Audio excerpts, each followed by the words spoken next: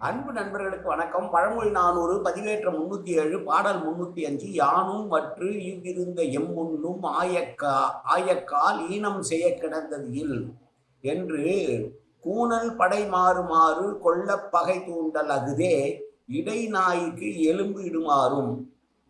நானும் என்னுடைய தம்பியும் ஒன்று சேர்ந்தால் நீங்கள் எல்லாம் அழிந்து போவீர்கள். உங்களுடைய வீரமானது எங்கள் முன்னால் செல்லத்தக்கதாக இருக்காது என்று சொல்லி எதிரே இருக்கக்கூடிய பகைவர்களில் ஒரு சாராரை தம் பக்கம் நயமாக அழைத்து கொள்ளுவது என்பது சிறந்தது. அது எப்படி என்றால், திருட வந்த திருடனுடைய எலும்பை எடுத்து காவல் காக்கிற நாய்க்கு போட்ட மாதிரி என்று சொல்லுகிற பாடல். பகைவரை 4 வகை சொல்வார்களவா, சாமதான பேத தண்டம் என்று ஏதாவது வகையிலே அவர்களை பயமுறுத்தி பகையை முடிக்க வேண்டும்.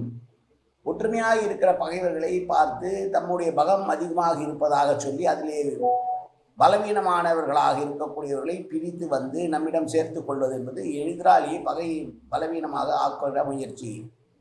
திருடக வருகிற திருடனுடைய எலும்பியை எடுத்து காவல் காக்கிற நாய்க்கு போட்ட மாதிரி பலம் கொண்டியவர்களாக மேலும் பகைவர்களை செய்வதற்கு இது உதவும். பகை இரண்டாய் வழி என்றால் இன்சொல் கூறியாவது அவற்றில் ஒன்றினை தன்வயப்படுத்தி கொள்ள வேண்டும் என்று சொல்லுகிற பாடல் இந்த பாடல்.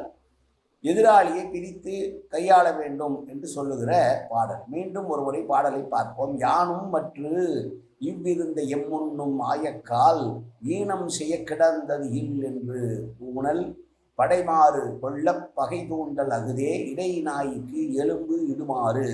நன்றி, வணக்கம்.